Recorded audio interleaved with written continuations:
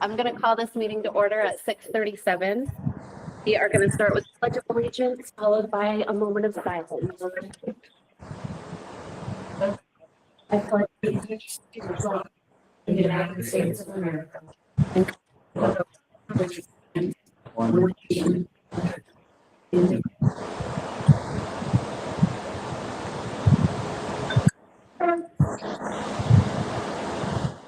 Please. Somebody, that's not us. Judy. Thank you. This person needs to be muted. Okay. Sorry.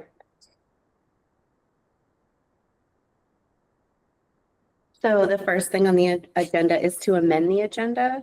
And since we do have people here today, I'm pretty sure everybody's here for the discussion item of Central Street. So I would like to request that we just move the discussion item for Central Street to the first thing on the agenda tonight. I'll make a motion to amend the agenda and move Central Street to the first. I'll second. Okay. Is there any discussion? Jeffrey? Aye. Aye. Aye. All right. Next up, we need to approve the previous minutes for our May 28th meeting. I'll make a motion to approve minutes for May 28th, 2025. I will second you. Do we have any discussion? Jeffrey? Aye. Aye. Aye. Aye. All right, the previous minutes have passed. Are there any public comments for items not on the agenda? After stating your name, please concisely state the question or concern upon which you are commenting. You will have 3 minutes for supporting statements. I think I do. It's for Central Street, but it's a different subject. Come right up. I replaced 20 River Street, Vermont. I want to tell you my plans for down there because I'm paving that all sloping away from the house. It's not going to be till August, but it's not going to help with the flooding down there, but it's so everything goes to its trough. And I want to know what your plans are for Central Street? Yes. We are in the middle of a complete engineering rebuild, water, sewer, stormwater and paving. So the engineers are looking at all of that. And the expectation is we'll have those plans in time to put the project out to bid next construction. Sure. Thank you. That's all I had to say. Thanks, Larry.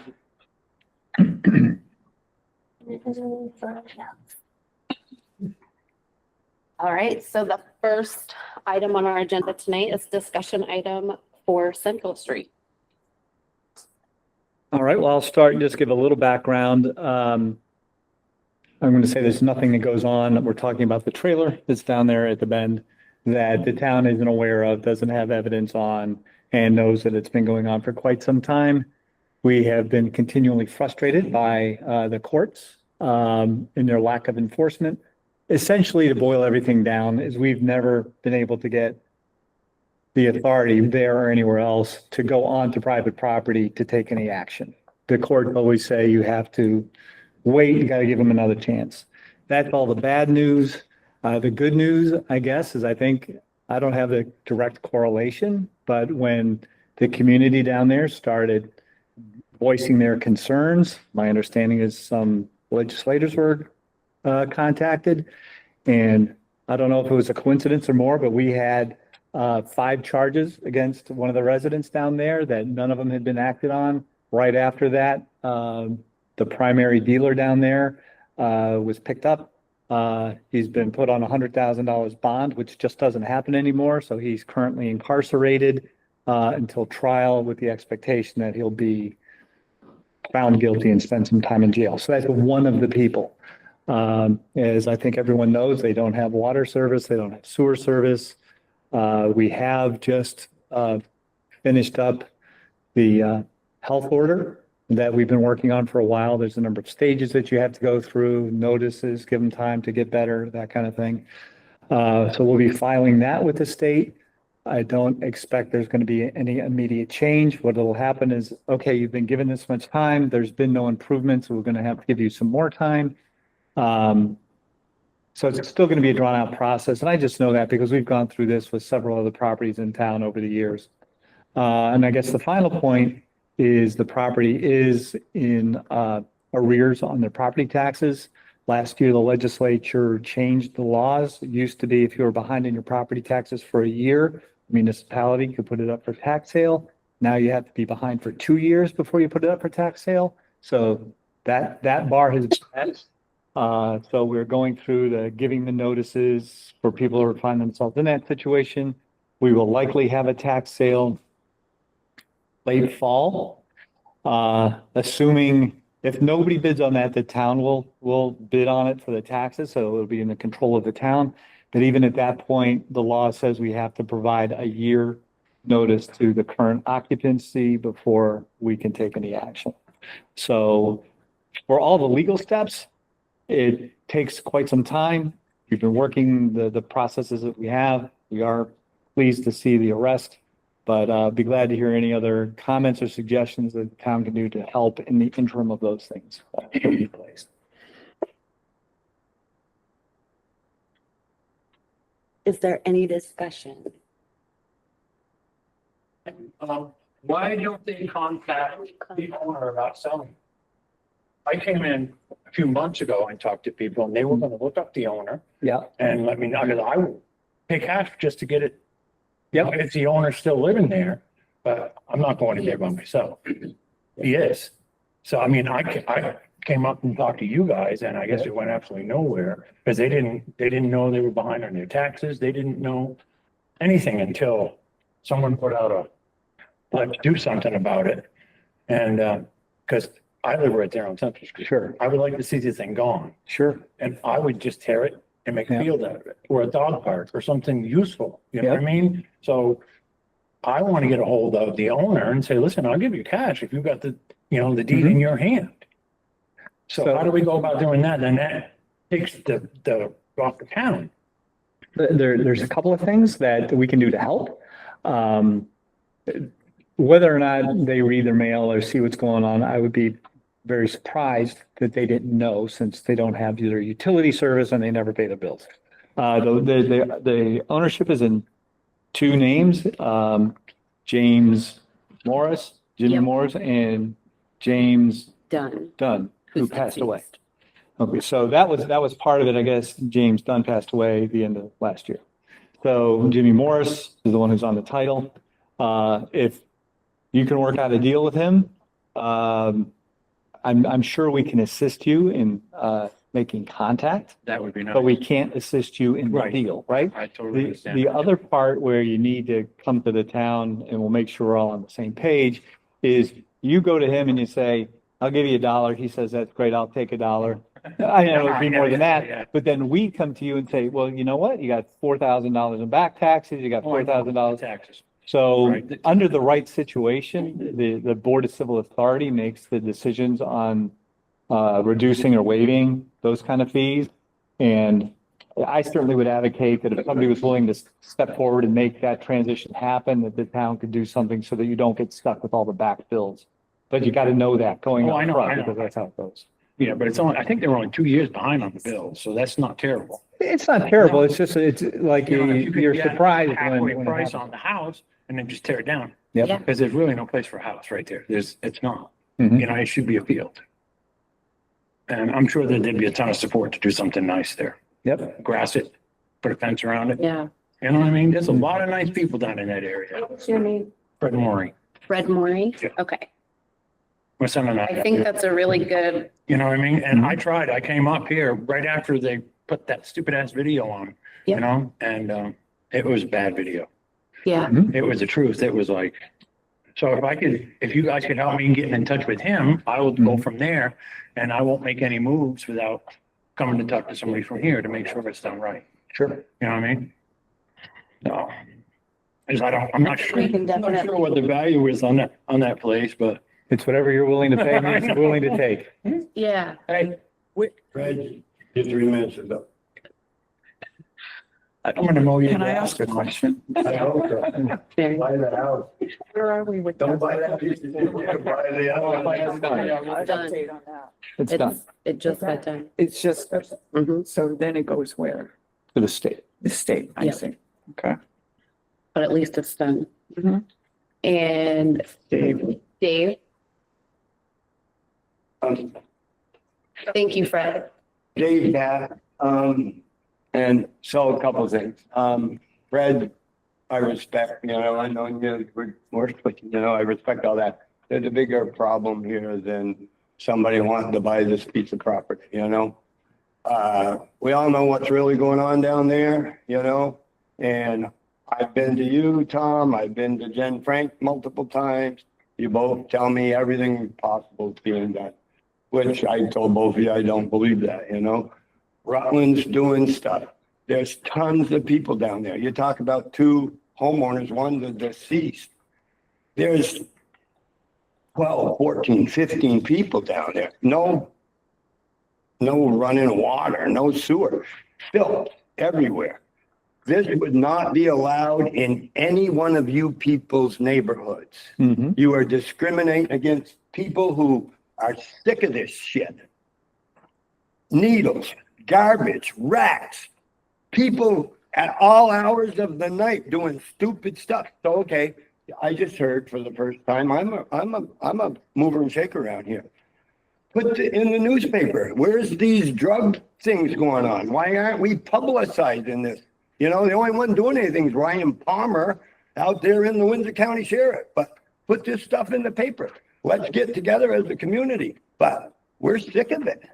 And you have good people arguing whether it's on Durkee Street or Central Street because they're so embarrassed. They don't want their family and friends to know that it's on their neighborhood.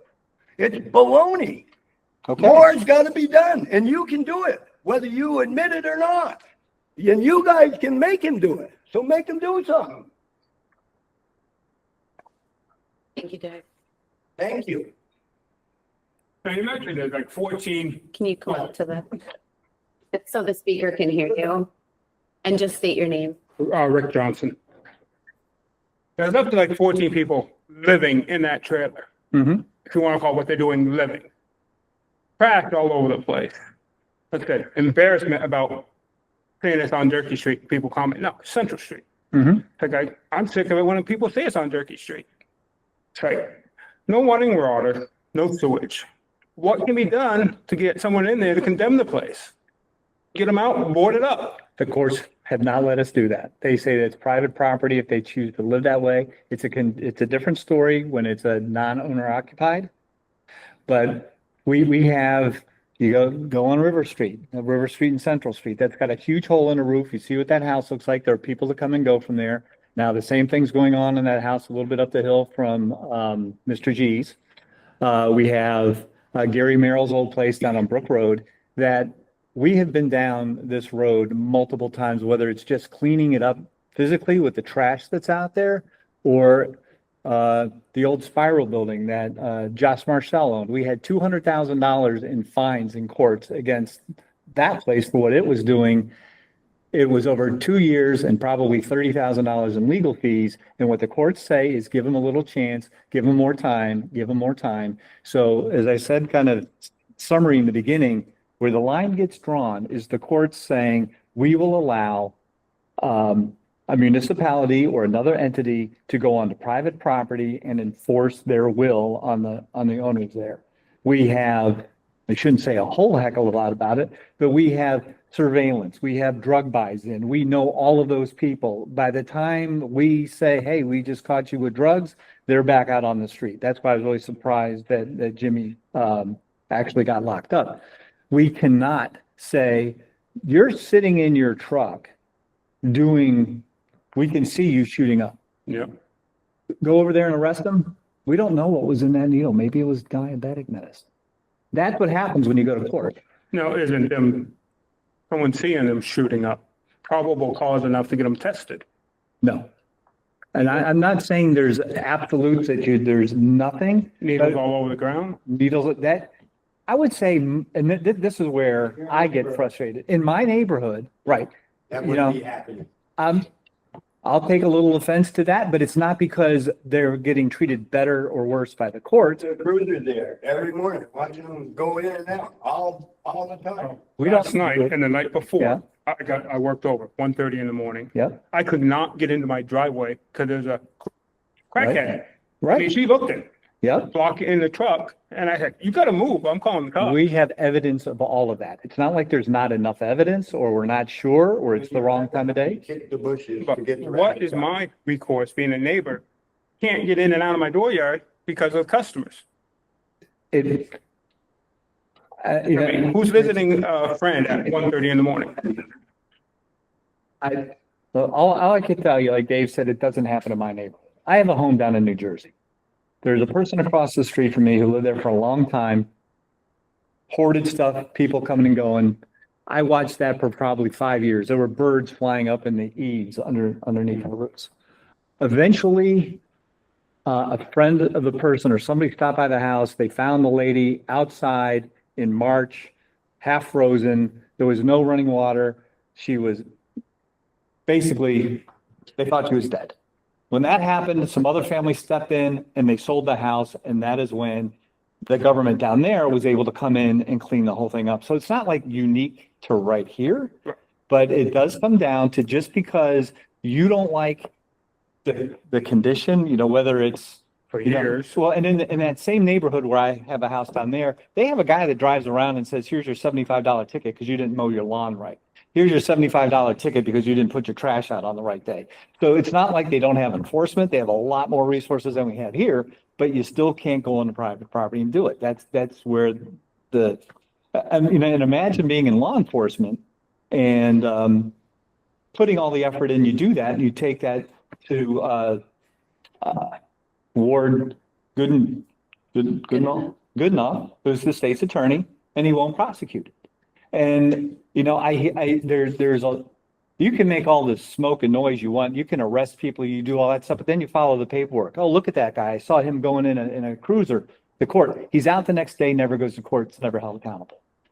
So either the cop didn't do the job the right way, or the court didn't do the job right way.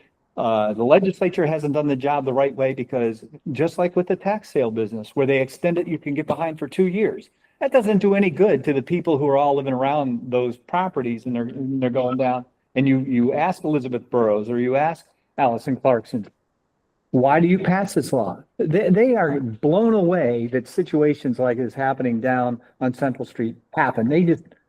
They're either willfully ignorant or just ignorant of what goes on. But we have had 3 police chiefs here, all with very different backgrounds, dealing with essentially the same people. They know everybody that's coming and going by name. Like now I had somebody ask me about what's going on down there on Route 5 South in that house. It's a new location, absentee owner, people are up there, no power, no sewer, and doing the same thing all over again. But I can't have the police go onto the property and say, I saw you over here. You have to have their consent, and obviously they don't give it. Even to the point, this is, as I think everybody knows, there was a gunshot in the trailer sometime back. Couple. Couple, Not yeah. three. So people have died there. Guns have gone off there. Drugs are dealt in the open. We go to the court to get a search warrant to find the gun, to get evidence that a gunshot, because you don't know, it could be 2 people banging pans together. And from what I understood, when we got the search warrant, what we wanted was a search warrant that would be broad enough to find whatever's in the trailer.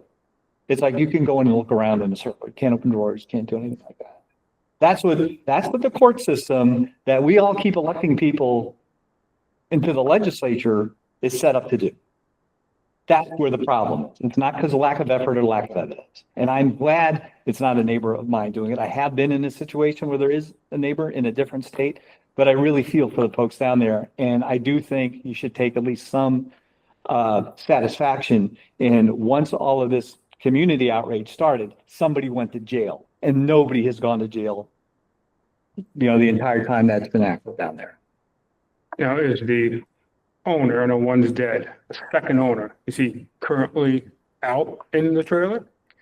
From what I understand, he's in very poor health Right. and in the trailer. Cancer, some sort of stomach cancer, I think they said. But he But is he's- there. Okay, I just want to say, if he's not there, I mean, what can you do to get the ones that Well, and just like it's, I guess, fortunate that I've seen enough of this stuff. It's unfortunate that I've had to see enough of this stuff, but several years ago, we had a house up on Front Street, different neighborhood, whatever anybody wants to think about the neighborhoods, but it was up on Front Street.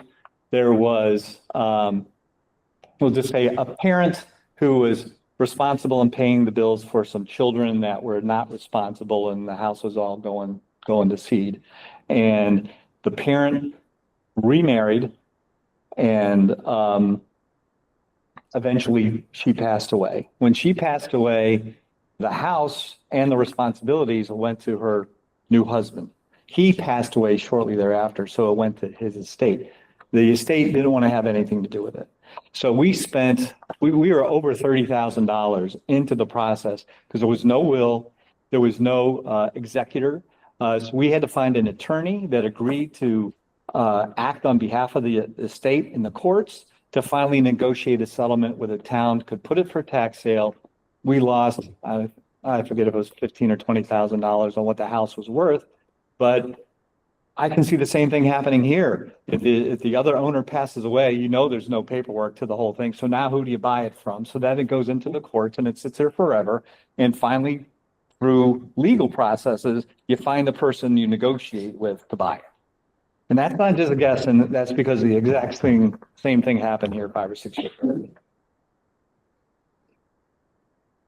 Drug dealing, no power, house falling apart. Like I said, come home late last 2 nights, traffic in my dooryard, I can't get in. Mhm. I just call the cops to have them removed, call a tow truck. Either one, both of them will probably tell you that they can't go on private property. I'd call the It's not private police. Property, it's my driveway. Well, if it's your driveway, then you call the police. Like that. I can't get into my drive. I mean, it's Turkey Street. Yeah, Their house or trailer, Mhm. what I call the dump, yeah. is on Central Street. Mm-hmm. In my opinion, no vehicle should be coming on or off Turkey Street. Mhm. And I'm posted today, it's like, they get more traffic than Cumberland's. It's not unknown. Okay. Like to get a friggin' steel beam in the middle of the road and a gate. The only one that come on that property is me and the people who live in that apartment building. Is there an easement for a driveway? I'd have to look at their property records. Okay, like that, I mean, if Okay. there isn't, you can block it. I mean, whoever owns it, but no. Okay. Because there's 4 apartments in that apartment building, roughly 6 to 8 vehicles. They have no place to park. And on that point, there's a car that's been sitting there for over a year, not registered, not titled, not inspected. Some guy dropped it off one day and it's been sitting there for over a year. Mhm. What town ordinance is there about unregistered, uninspected vehicles on property? We're not allowed, you're not allowed to have a vehicle that, more than one vehicle that is both unregistered and uninspected. So you can have one, but you can't have more than one. So now if we say, oh, we see that you have one over there and it's on private property. 2. There's one in front of the train tracks and there's one that the guys are always doing drugs behind the trailer. So first of all, our cops can't go onto the property to see the tags. And now, as you know, you need a registration or you need an inspection sticker, but they don't put registration stickers on the license plates anymore. If that's discriminatory or some such thing. So it's hard to see that. And you can't go because you think that's like, you can't go onto somebody's property and say, I'm gonna go walk around these cars to see if they're got their inspection stickers or their registration. You're not allowed to do that. You can do it to get pulled over on traffic. Neighbor comes along and says, look, I have some pictures. I don't know where that goes, because whether or not that's admissible, it starts getting kind of weird. But then even you go through all that, you get a notice from the court saying, you're in violation of our zoning ordinances, you have to remove a car. 30 days go by, kind of like with all the garbage that's out there. You go back to the court, they say, here it is, 30 days, they didn't go. Okay, well, maybe they're having a hard time moving it. Why don't you give them another 30 days? And that's what happens. They never tell you you can go on and take the car. They never tell you you can go on and remove the garbage. They never tell you you can go on and proactively remove the needles. With the trash that brought up, because they got the 30 days that June 1st. Now the end of June, 60 days later, it's only getting bigger. And we just submitted the health violation that required all of those waiting days. So now they're going to say, oh, look, you've been given 60 days notice. You really need to get that cleaned up. After someone posted that they saw Andrew show back up with the police and was stopping people from going in. No. I mean, they were saying Andrew hasn't been down there, but they're not stopping anybody from coming and going. Well, Going by what you said, they can't. yeah, I think most people with common sense think, well, if I see this and I know that's wrong, somebody should be able to do something about it. Everything is geared towards, don't assume it's something wrong. Like I don't think it's that far of a joke to say just because somebody's using a syringe, it doesn't mean it's an illegal drug. Okay. The ones who are going down there, it's kind of obvious. You or I, yeah, I would assume it's some kind of medicine. Well, People that are coming and going from this place, there's nothing else. you look around what's going on in the rest of the world or the rest of the state, where you have people on public places, using illegal drugs, living the way they're living in that trailer on private property, yet they stay on the public property. That way, going back a few years ago, we were being told we weren't allowed to move people off private property who started setting up the encampments. We had a huge, I think we took over a ton of garbage from an encampment that was behind the Old South Cemetery that was there for most of the summer. We finally would go in, the property owner had to allow the police to go in and trespass them. So they would go from there. They would find another place and, we were chasing them all around town. Probably part of the ones that are in that trailer. There is, unfortunately, some folks that have a very difficult time handling their situation. And it's sad to watch. You're basically watching people die. And somebody out there thinks that that's humane. I don't know. Okay. That's my stuff. Thank you. Thank you. Sharon?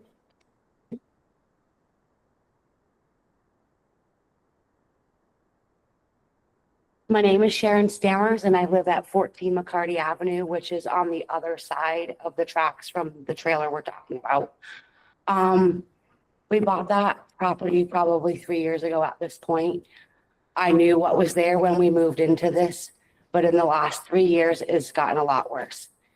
The problem on that side of the tracks is now coming on the other side of the tracks onto my property. Back in April, I started a petition to get that trailer cleaned up and the problems that were going on down there removed. And the reason I started that is because I walked out my front door to take out garbage and I had 5 heroin needles on my front lawn. I have kids. When I bought that home 3 years ago, that was my dream home. That was where I'm going to stay forever. That I was sick of moving. I've been in all kinds of apartments all over this town. I wanted my own place with do my gardening, have my own space, a pool, all the things that everybody else enjoys in the summertime. But I don't get to enjoy it because of these 3 reasons. Number 1, it smells so bad out there. How do you sit out there and enjoy your food?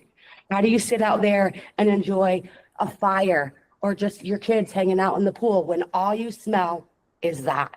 You can't do it. It's ruining our peace, our enjoyment. Second thing, the needles in the traffic.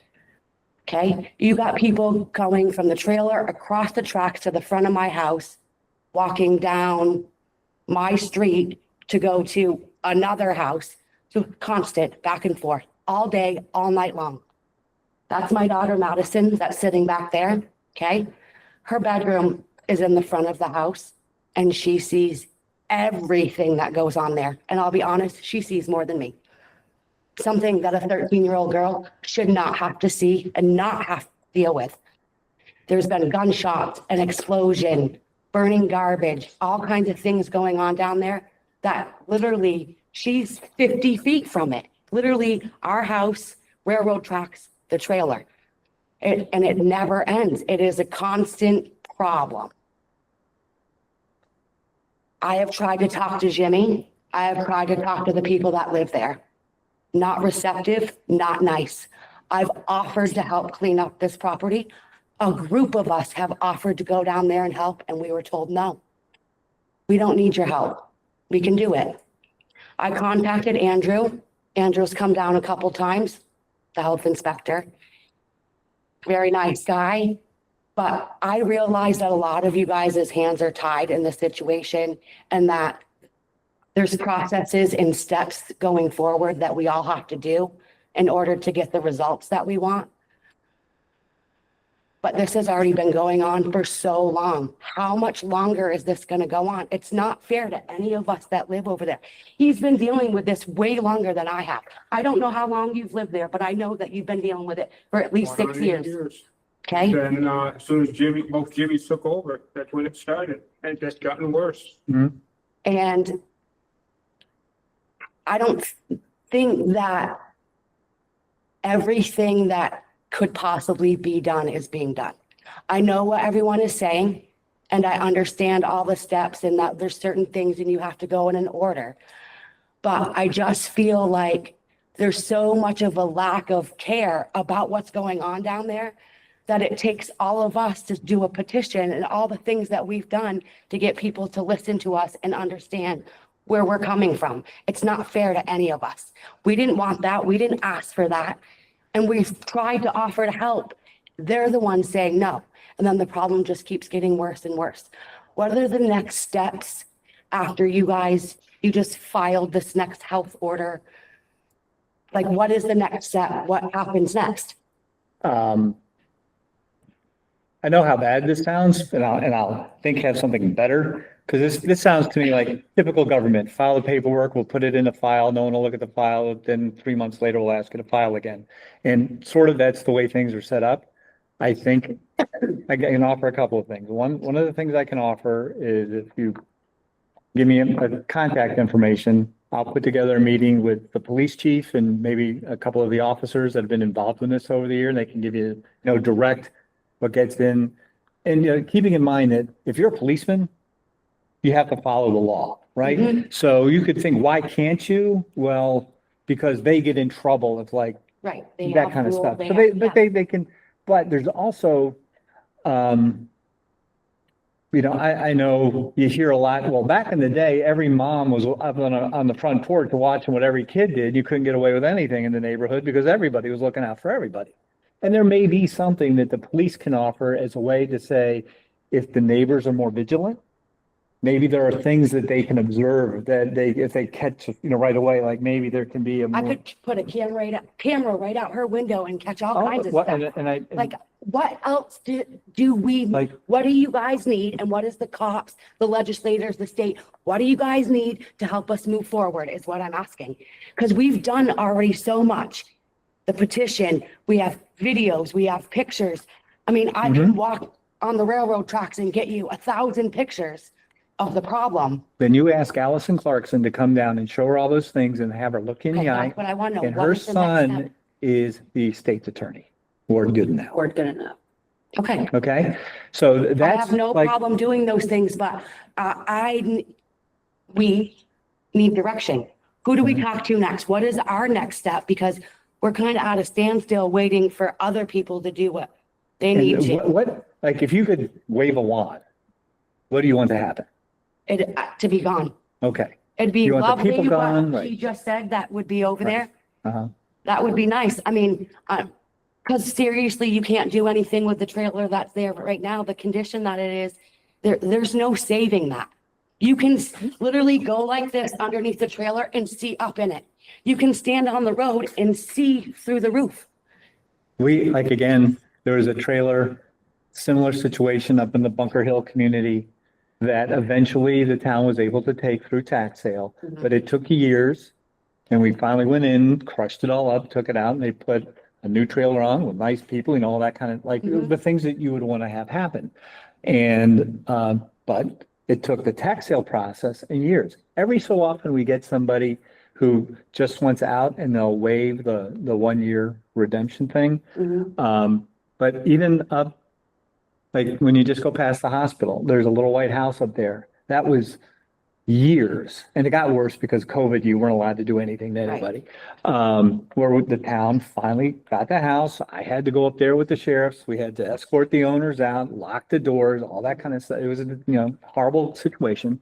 So that's where there have been examples all over town that you say, well, the only times we have been successful is when we finally can go through the tax sale process when the town controls it. Mhm. That there's 54 unions. And I understand the tax sale process, but I'm gonna be honest.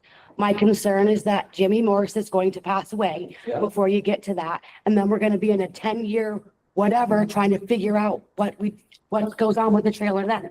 I will do some more looking into it. There's a difference between the house was on Front Street because it had value, like somebody bought it and they fixed it. Should that happen and ownership is in question, I'll commit that we'll go over there and clean it up. Like, even if that means crushing it up, but at least if there's not an owner there, I we can can name go. 50 people right now who are willing to go clean up that trailer and help it not be that way, but he won't let any of us Well, help it. that's if there's no one there saying no that has There is ownership. a lady down there who's offered to help and he took her help. They were there 2 days and cleaned up. I'm not sure what for 2 days because it looks worse now than it did then. Yeah. But my understanding is that he's trying to pay this lady to clean up out of his social security, but he's on a budget. He's limited what he has for money. And I mean, I don't know if money is the problem that he's having down there, having it cleaned up. But if you have people that are offering to help and it's not costing you anything, I don't understand why it's not being taken. It's frustrating. I've tried like 5 times in the last year offering help. What can I do to help you? Then when I found out he was sick, I tried to talk to him again. And the town has been offering assistance as well, just so you know. What we don't want to become is their trash service, Right. but we can, whether it's dumpsters or money, like if there are people to get behind it and You've it's, got people who are willing to help pay for Right. this and help him. It's just frustrating that he's not reciprocating that help. Not only that, but the next question, okay? The people that all live around here that have to smell it, see it. What are our rights as homeowners down there? Where is the line drawn for us and our peace of mind, our quiet home, our safety, our security? Because right now, none of us have that down there. I'm being serious, you find an attorney and sue the town. And we'll see what happens. I would love for that to happen because right now, all I can say is you got a problem with your neighbor. Because that's what the courts tell us. Right. And I'm aware that the problem and what we need to do is higher up than here. I'm aware of that. I have talked to Elizabeth. I have, tried to get them more engaged in the problem. And I know it's a little ridiculous, but every week I send the same email to all of them saying the same thing, trying to get them to understand where we're coming from. I don't think that's ridiculous at all. I keep that up. I thought doing it every day was a little absurd, kind of, but so I've been doing it every week. But the point that I'm trying to make here is these are our homes where we're supposed to feel safe and comfortable. Our kids should be able to go outside and be able to enjoy our yard and enjoy their home. And my kids can't do that. And it's not fair to any of us who live down there. I don't want to go outside of my home. When I bought that home, it's a home. And when you say I'm going home, it felt different to say I'm going home because I had my own place. But now I don't want to go home because I don't want to deal with that. I don't want to see it. I don't want to smell it. And I'm scared for my kids. And it's not fair to any of us that live over there. We shouldn't have to deal with any of it. And we've all offered and tried to make it better, and we're not getting anything in that direction from them. And I want there to be continuous movement. I don't want anyone to give up on this and just stop trying. Because if you stop trying and we don't do anything about it, the problem's just going to get worse and worse. Well, that's not happening. It's just like, even when we knew this meeting is coming up, that there's not a good story to tell from our side, but we have on multiple fronts, more locations than just this. One of the things that happens regularly, let's say this house, we're going after hard. This one over here looks different. Kind of like what Dave was saying. It depends on where the neighborhood is. Like you're not treating everyone fair. The courts will say, is that the only house in town? Or is this on a busy street? So how come you're not seeing it? So we are not just one, we are actively engaged with law enforcement and attorneys where we are. In many instances in the past, we have offered dumpsters, like with a willing homeowner. Sometimes that has worked. Sometimes it's worked with the pressure of the courts, like they're not moving, and the town will say, well, we'll put dumpsters there. But again, it's a very slow process. So basically what it's coming down to is the laws for the state regarding that stuff is what is preventing things from happening and moving forward because the way the laws are. Their rights are more important than yours. Okay, so it is up to us who live around this property and or this community who don't want this anymore to keep speaking up to the legislators, the senator, the governor, and keep pushing to make a change with the laws and the way that this is dealt with. Is that what I'm understanding? Yep. And on the humane side, this certainly isn't a new problem. The state hasn't done anything to offer a solution, like places for treatment, places. No, honestly, I think the state is enabling it by putting booths out and allowing people to go into booths and shoot up. Well, They're enabling it and making it easier for them to do it. the people that support those programs have the louder voices in the legislature. Okay.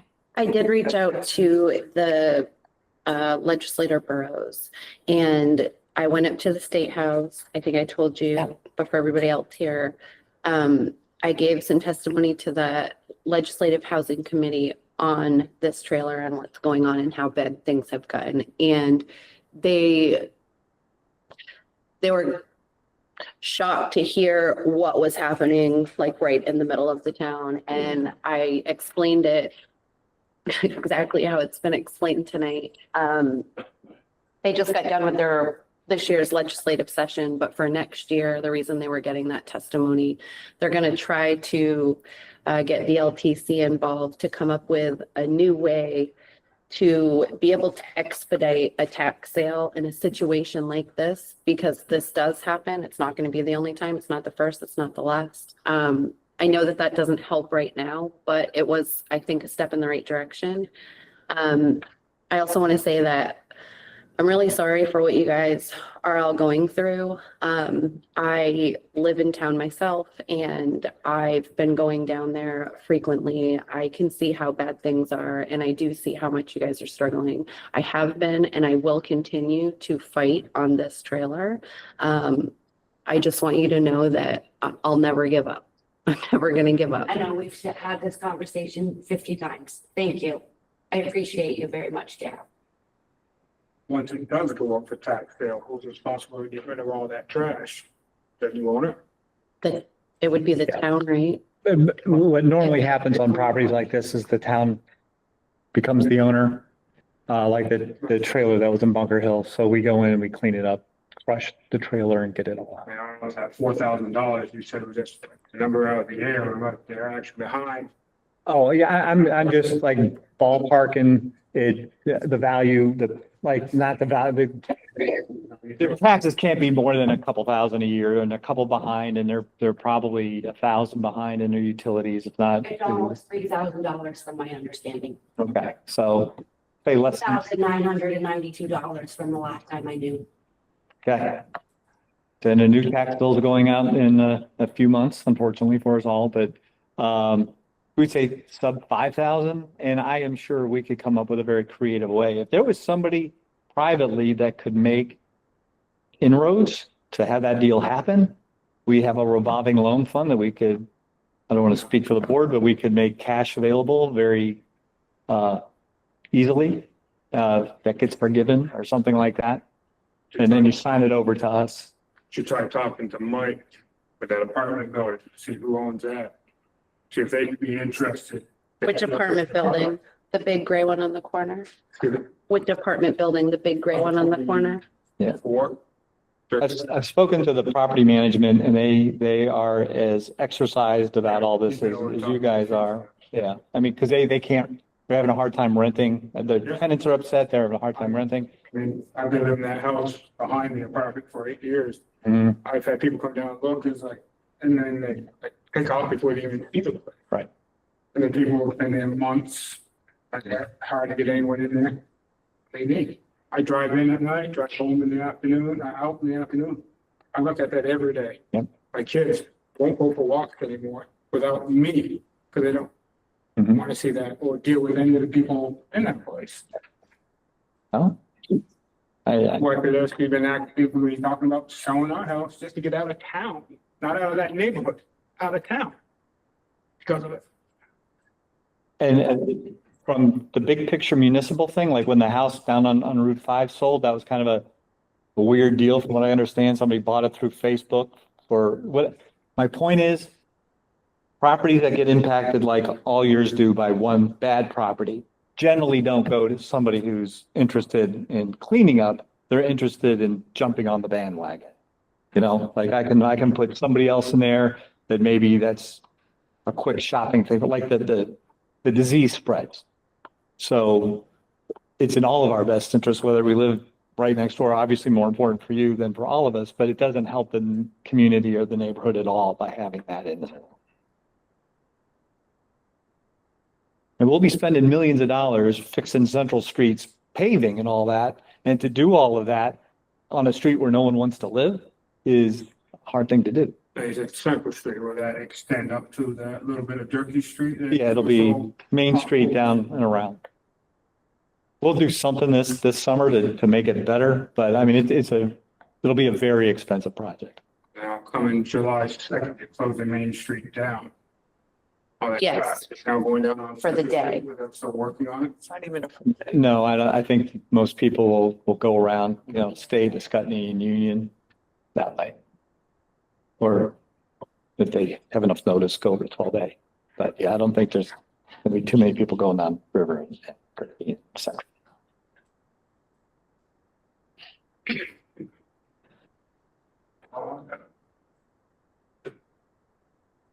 All right. And hands. So everybody knows how to get a hold of Tara, or if you want to get a hold of me, if you want me to set something up with the police, we can, then that can be like just a side deal, the Welcome Center or down there on site. Another thing I would like to see in the police, more visual drive-bys. Hmm. I mean, for a while that they would drive into my driveway, turn around and leave. I mean, I think if, they know the cops want to be down there a lot more randomly, traffic will go down again. For a while, it's like nobody there. And then it's slowly picking up again, so I said, I can't get in my driveway anymore.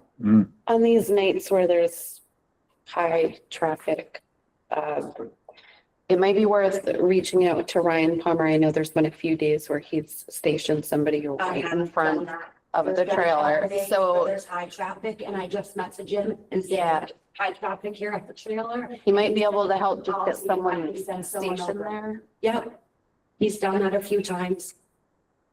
I can keep doing it. I mean, as often as I can and I see the traffic and I do message him and he does usually send someone if they're available, so he is trying as well. I wish the town police would help a little bit more with that and being a little more present as well.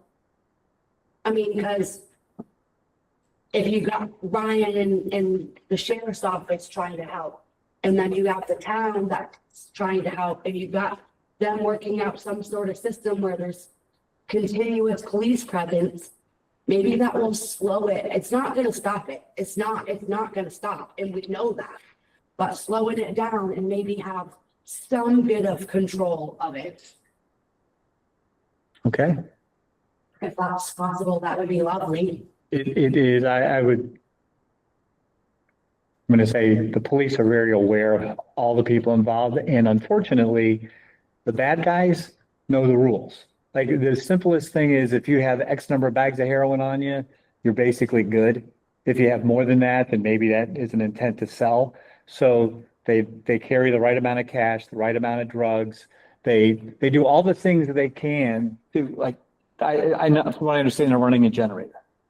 So they're going over to Humvees or somewhere and they're buying gas to put in the generator. Well, we hassle, if that's the right word, the people with the tags, because we're assuming that they may be stealing the gas, siphoning it out of cars. So we were stopping them from doing that. There's a lot of attention being paid, but there's a lot of activity as well. And they kind of know what they can get away with. Yeah, because they've been doing it for so long. Right. You should mention a camera. I put one up on my house. Like that, and I had one of them visiting this, well, get a camera, but yeah, and it's live. I have two of them. Yeah, so you're the bad guy. It's like, checking you people coming in my driveway. Mm-hmm. It's like, you do something you're not supposed to. I have probably 200 pictures on my phone right now of cars, people in and out of there.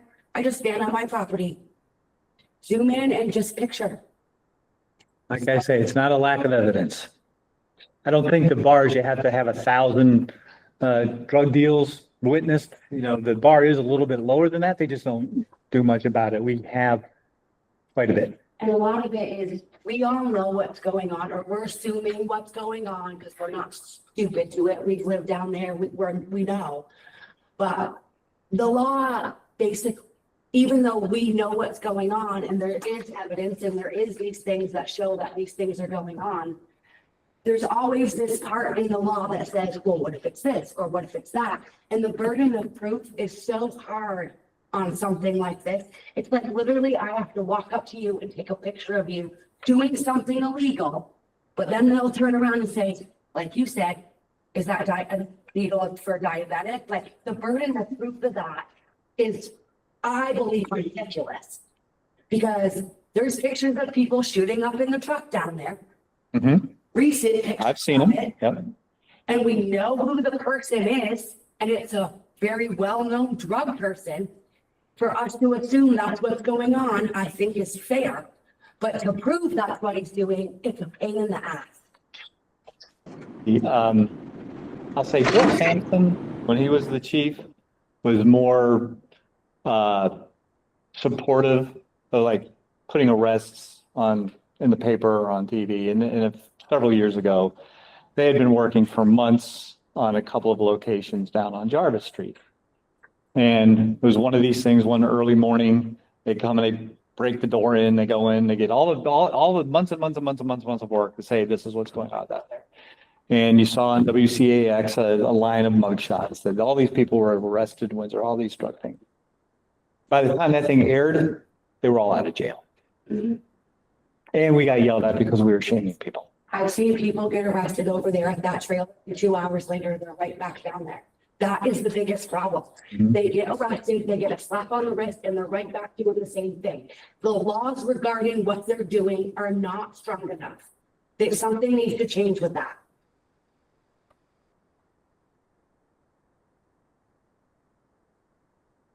Thank you, guys.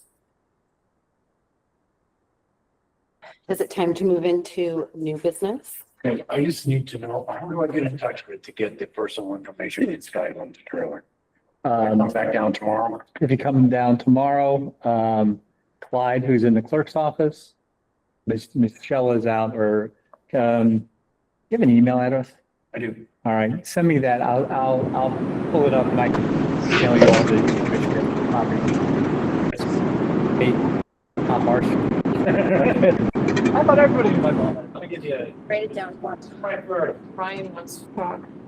Well, I was gonna say something before everyone left. Yep. So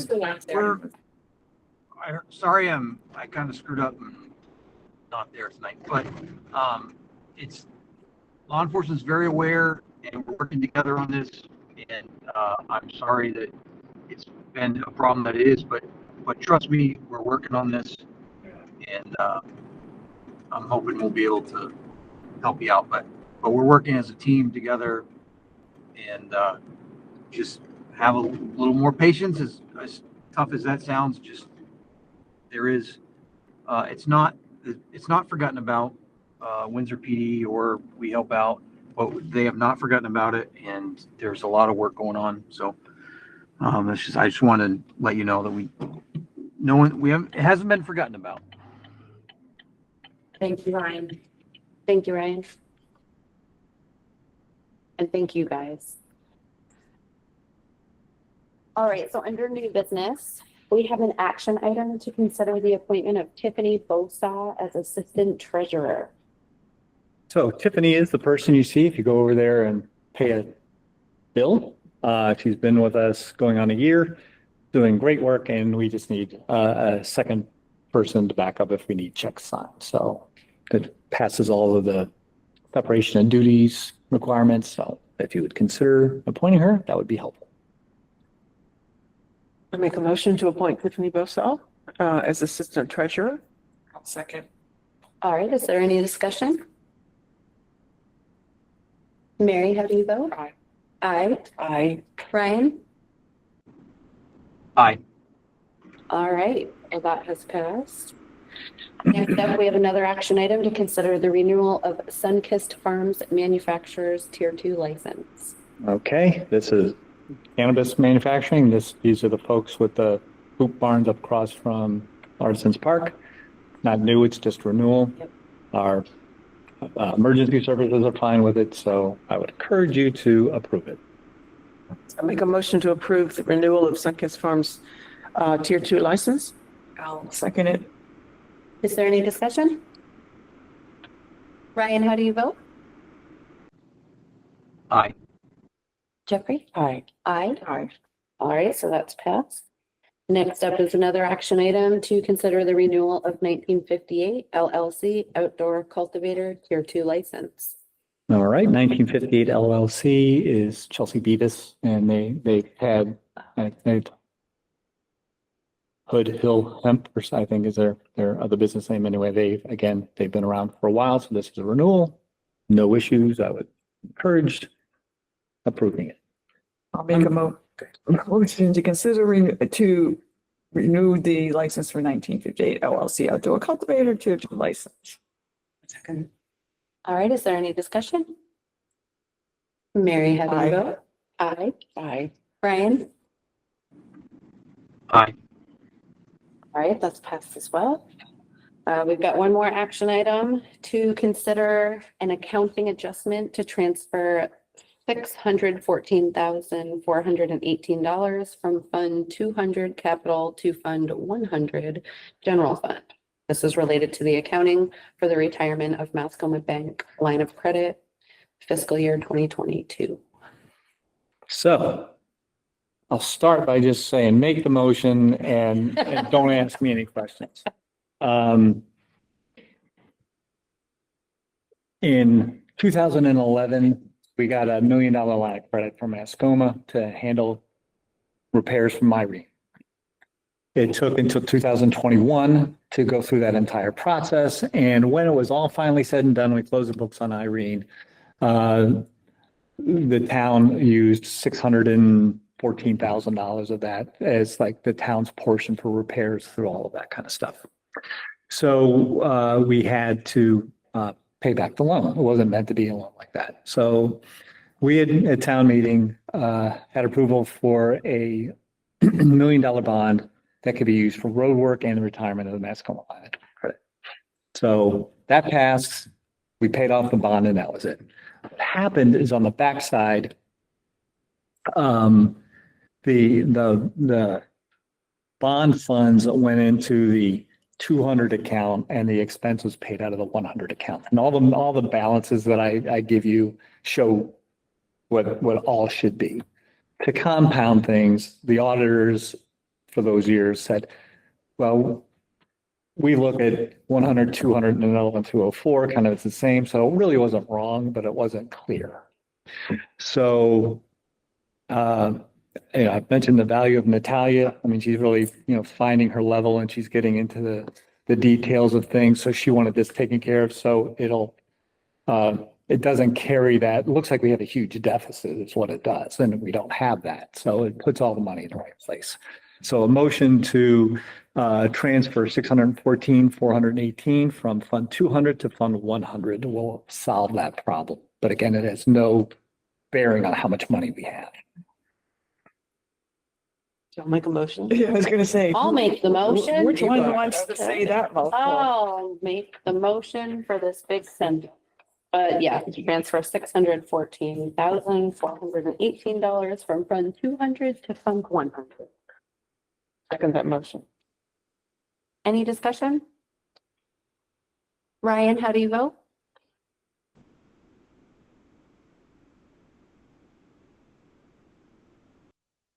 I feel like that was a tie. Yeah, it's an aye. I'm sorry. Jeffrey. Aye. All right. And next up, we have the discussion item, draft utility budgets. So the budgets are available in the box folder. I don't know, did anybody really take the time? There you Oh, go. I did take a glance. Okay. So, there's a small addition this year, which is the loader that, we voted to purchase, gets split between water, sewer and general fund. So that payment is included in here. The other thing is, a significant increase to the capital accounts for both of those. So, the high level stuff on this would be this is where your people choke.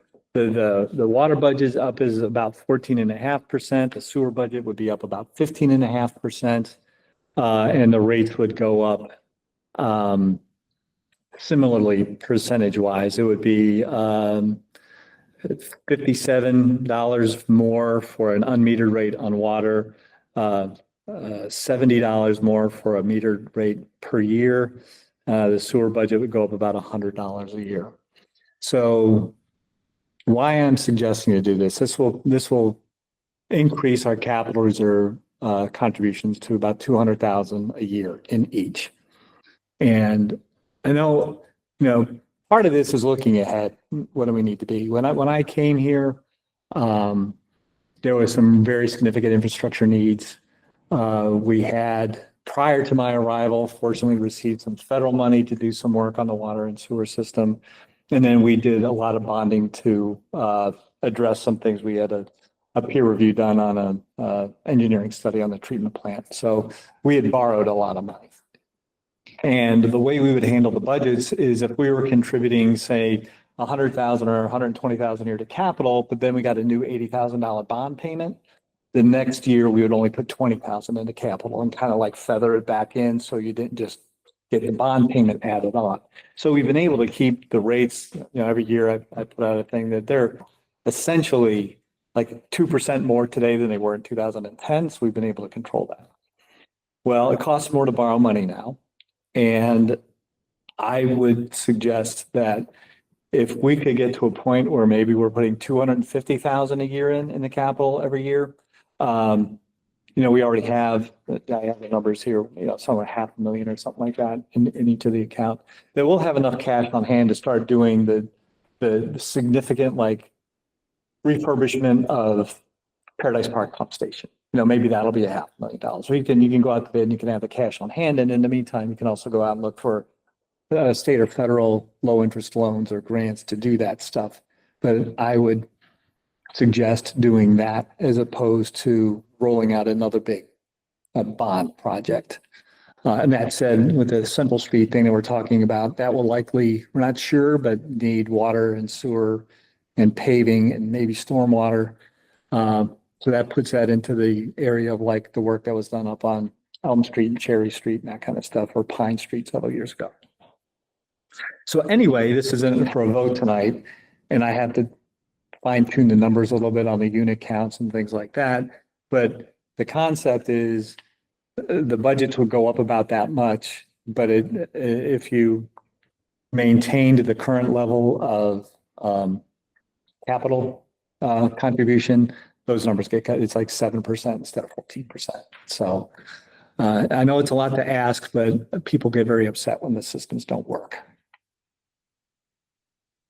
So this is. Yeah.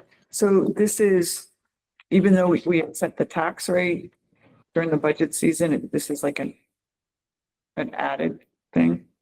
This is two completely different things. So in the big picture, the tax rates, the budget gets approved by town meeting.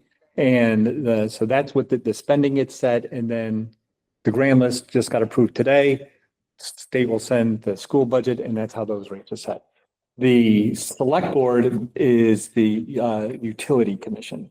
So the utility budgets don't go to the public, they go to the board. And so that is for you, we'll say at the July meeting to vote on the utility budgets. And then based on those budgets, those rates get set. We don't need to send out a bill with the new rates until the end of September. So while the fiscal year still starts July 1st, we bill in arrears, so the first bill doesn't go out till the last week of September 1st. So if there are questions, send me emails, or if you have, this really is the vision, like, don't do this, or do it, or feather it in. But it's been a while since we've done any significant upgrades to the plants. We've done, we call it the delivery system, like the pipes and stuff out the street, but having the money on hand would be very helpful.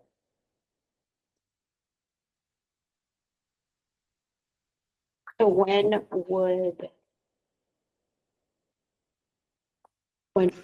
would you need a decision on?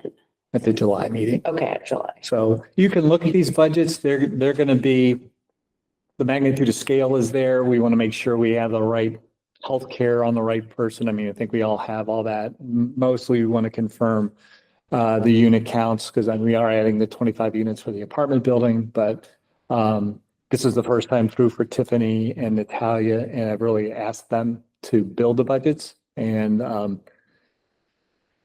when I'm doing it myself, I know what I'm doing. I'm not saying I'm doing it right, but I know what I'm doing. So I know that the numbers are there. So we've been going back and forth for 6 weeks or so on how do you determine.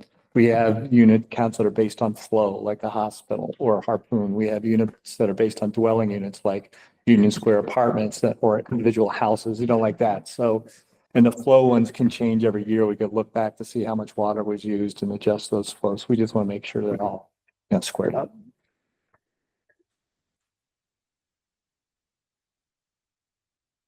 Great.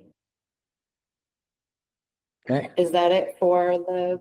draft That's it. Take a look at them. Send me emails if you have questions, and I'll aggregate them. But it really is the concept of contributing that much to capital. And this will be on next month's meeting as well. Right. That'll be an action item. Okay. next month. Gotcha. Well, let's move into old business. First up, we have an action item to consider the approval of tax anticipation note for fiscal year 2026. Can you, I think I left the paper in the copier. Hang on.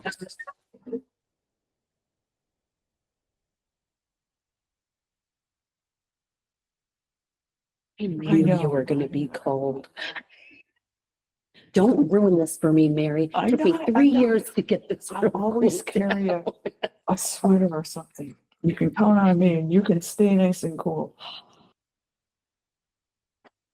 I am used to it. I wear this around my house too, so I'm used to it. Okay. So what we're asking for in an action item is to approve a tax anticipation note for fiscal 26. That is the money that we go to the bank. We borrow that so that we have money till taxes are anticipated to come in. And every year when we do that, it has to be paid off by June 30th. So yesterday, I think we wrote a check for 1.2 million to pay off this year's tax anticipation note. This year, we're asking for 2.2 million, and that's a lot of money. The way it works is that we have access to it, and if we draw on it, we use it. If we pay it back, make it simple. If we had $1 million and we drew 200,000 and paid it back, that doesn't mean we have access to $1 million again. We only have 800,000. Like, so every time we use it and pay it back, we'll pay it back, so we don't have to pay the interest, but it draws down. So we may have to go back and forth several times in order to do that. Something that's here and it's in the packet, and this will be a part of, like, every month. It's kind of the snapshot of our financial, and you think, well, what's going on that we need to do that anyway? And according, like right now, we're about 1.3 million in what we're owed. Ambulance, delinquent taxes, we bill utilities in arrears. So, the whole quarter is back there plus the delinquencies there. So we need cash to operate. So it's not always this close, but it's, we borrowed $1.2 million, we're about $1.3 million behind. So how can we pay it back if we're that far behind? Well, that's where we go to our reserve accounts and capital accounts. We borrow from ourselves and then pay it back. So That's another advantage to having more money in your capital account that helps with the cash flow. Um, Lots of towns have more money just sitting around than we do. We're way better than it used to be, but there's always that balance between why does a town get to have money in their savings account? It's hard for me to put it in my own. No, you're taxing me. So we try to do that like that. So, and none of these reflect the Hoisington Fund, which is, you know, the holy grail over there, untouchable Hoisington Fund. It's got a little over $400,000 in it. So at any rate, the question before us is a motion to approve a $2.2 million tax anticipation note at an interest rate of 5.75% as of July 1st, 2025, and due June 30th, 2026.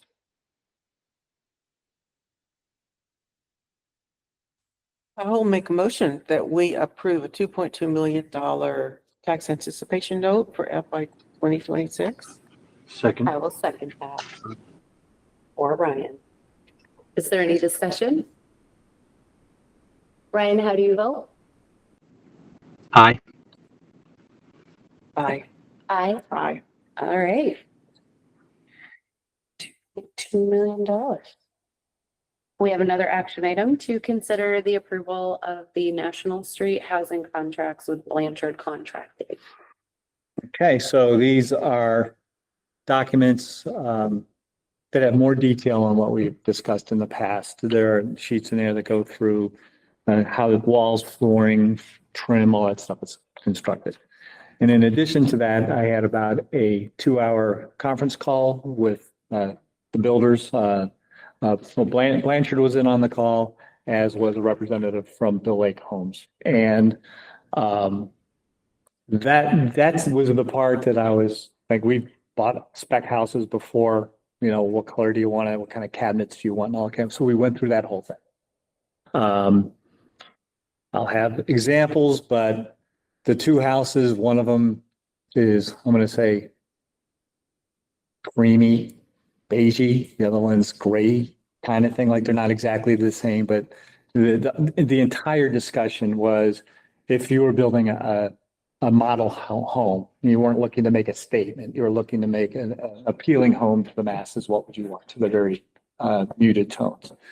There are quartz countertops in the kitchen. There are that's their standard. There are appliances. The only option that was not included that I asked them to give me a quote on was a washer and dryer was not included. And I kind of think that would be important.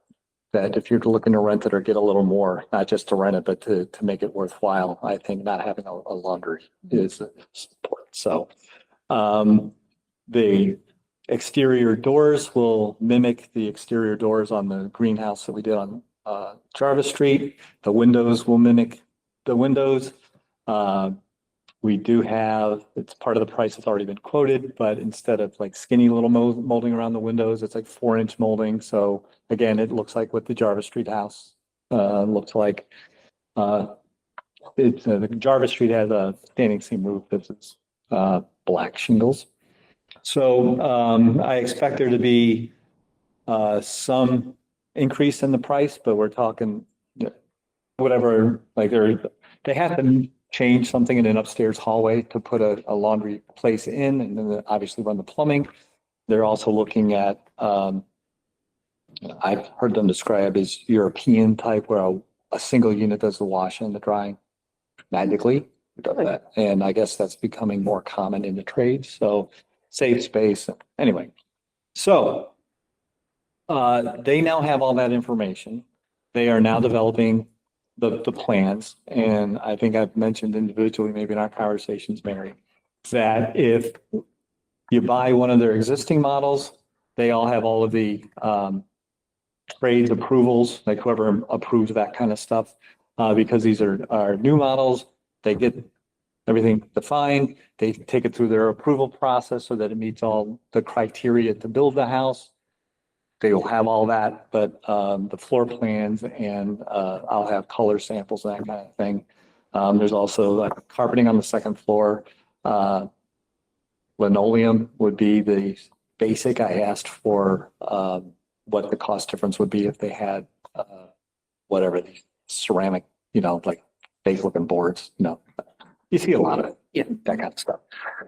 Those are the two. Oh, and ceiling fans. Ceiling fans weren't a part, but I've got ceiling fans in the bedrooms and in the living room. So again, we're not talking thousands, we're just talking a few $100, for the features. So they're confident that the pricing for what's reflected here is accurate. They would like to see that there's a commitment to move forward. They are spending money already with the design. They didn't have an exact start date. They don't get any money till the whole thing's rolling, and you don't have the exact start date because they have to get the approvals before they can put it online. But taking what the conversation was today, they take that to their engineering and saying, okay, all the walls are like this. This is the cabinets we order, like that kind of thing. So willing to take place on that.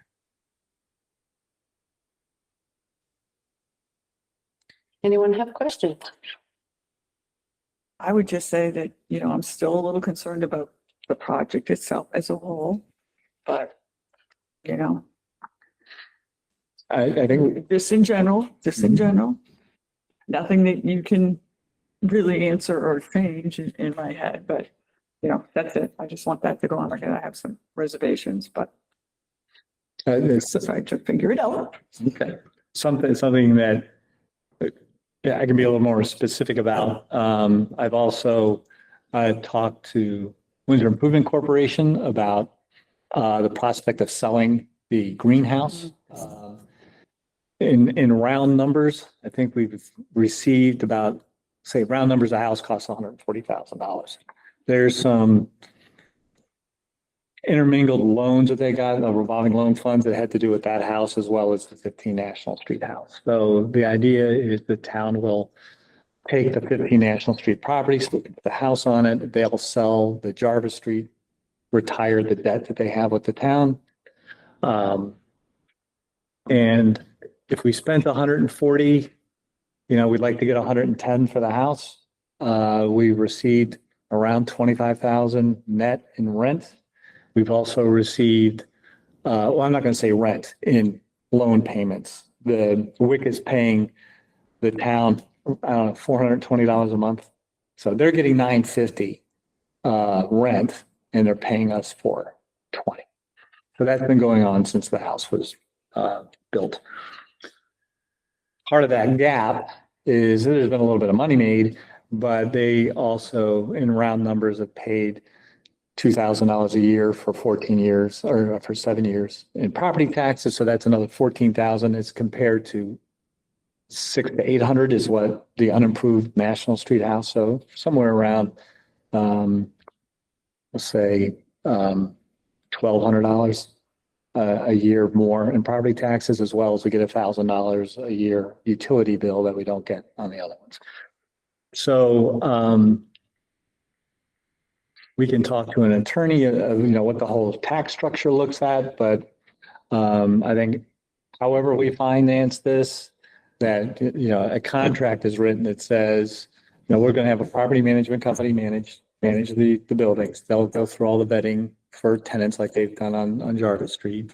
The rent, obviously they get a fee for that, but whatever the rent that comes to the town, if taxes are included, or if we charge property tax, then I would suggest that those funds are part of an allocation that goes back to the funding source. If it's the revolving loan fund, that it's not just the rent, but the property tax. Or since they're owned by the municipality, if it's allowable, we just waive property taxes being owned, and just the entire rent just goes right to the revolving loan fund, so that gets replenished. So this is a weird thing to do. I think the market is in a weird place. I don't see another way around cost effectively helping that neighborhood. And I think if this works, we will have a lot of support to continue on other town-owned properties or even private properties. I will say though, my attitude is a hopeful one that I hope everything works out correct. You think I'm a Debbie Downer totally. But And they I sound feel- actually quite nice in my book, new. I will have to just say, when we set out in front of Price Chopper, we did have one person who came up and had expressed concern about us investing money on the wrong side of the tracks. And would rather we invest the money more in the town area as opposed to in that neighborhood.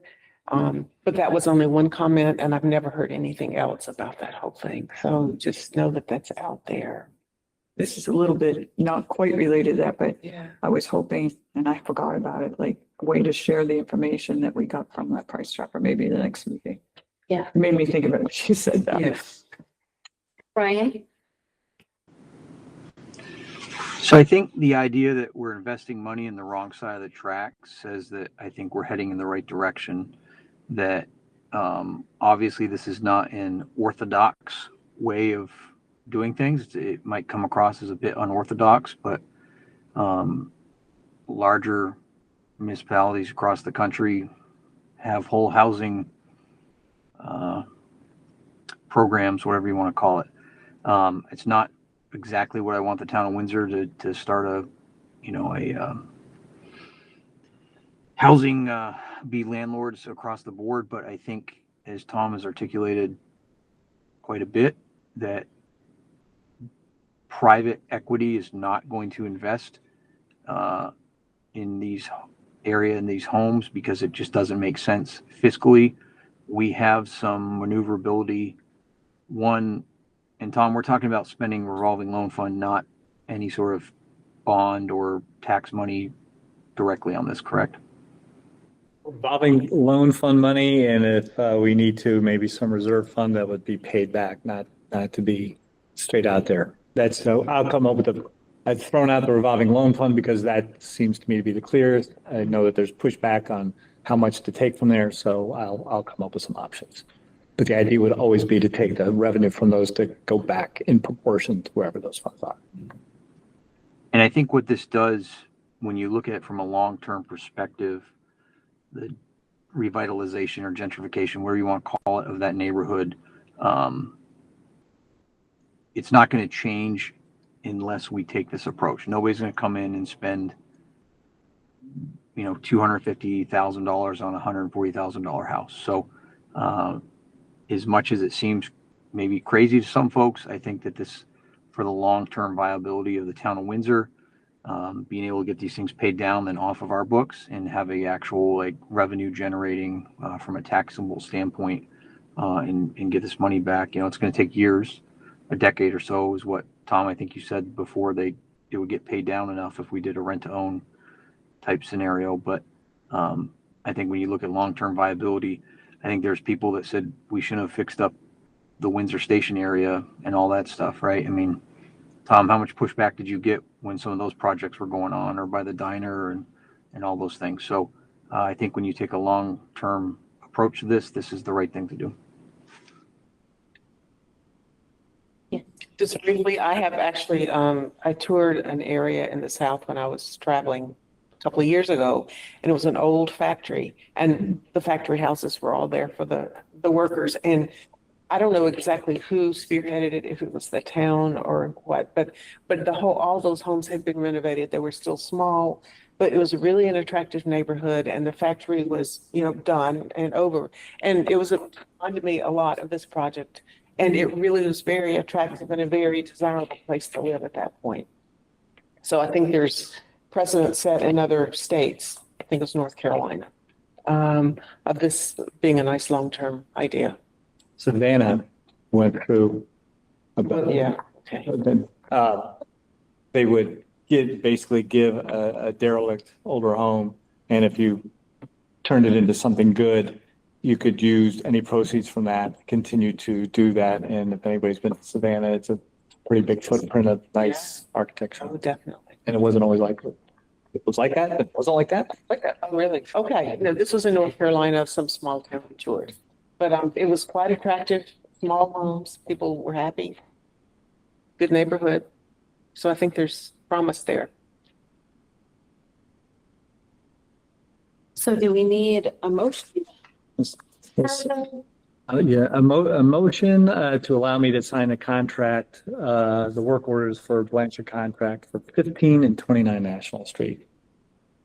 I make a motion that we approve the contract amount for National Street with Blanchard Contracting. And I'll second that. Is there any more discussion? Hearing none. Ryan, how do you vote? Aye. Aye. All right. Very good. Now we have a discussion item. It's the V-Trans public outreach effort related to the replacement of the bridge on Route 5. So everybody was there? Yep. Good news is it sounds like it's not going to cost us anything. I really thought that's going to be an $8 million bridge and we're going to owe 20% of that. So, Especially with us closing the route, it takes Yeah. some of the money.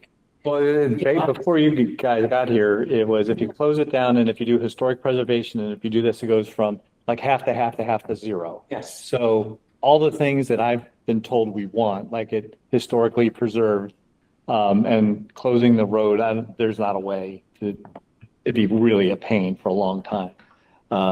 Yeah, it sounds like the town's contribution will be negligible. Exactly.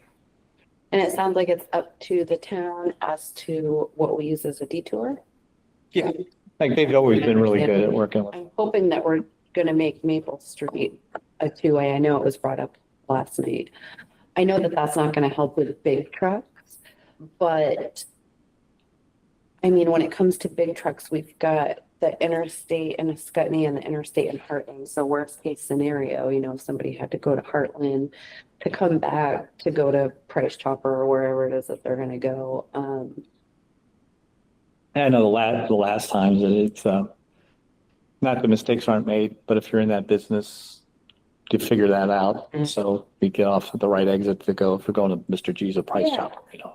Yeah. Well, at least we don't have to worry about anything for like 5 years. Okay. Or Right. 4 or 5 years. And I It didn't was know. very promising. I mean, I thought every element was a real plus and a positive kind of approach. Yeah.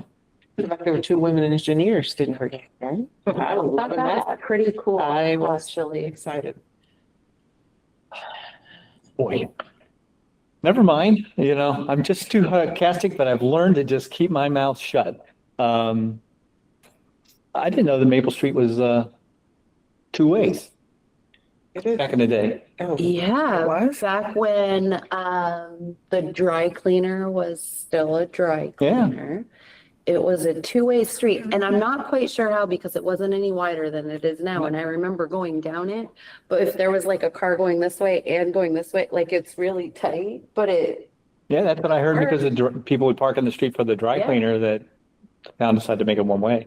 and when they made it one way, people are kind of freaking out because you're so used to Mhm. having it as a two-way. But I was like, do we get to go back to a two-way Maple Street for a little bit? Maybe that was before my time here. I don't really quite remember it being two-way. I don't either. But you grew up. I had a here, so- friend that lived at the end of the street, so I was constantly one of the people parking on that street. But that was way back when the dry cleaner was still going. Yep. So anyway, it sounds like it's all going the right direction financially, aesthetically, time wise, plenty of time to think about it. And if it's, we'll get all the information out when the time comes. And they are having one more public outreach Yeah. session or whatever you want to call it before they make any final decisions. All right, let's see, where are we? So we already did Central Street. So we are down to Kennedy's Pond Swimming Area. Take it away, Tom. And you know, on an agenda where you're making significant changes to the utility budgets and buying a couple of houses, you get down to the thing that's going to be the hardest one to deal with. And this is just a conversation that happens every single year with the rec department, and I'm just throwing it out there, not to do anything this year, but it's, a conceptual thing.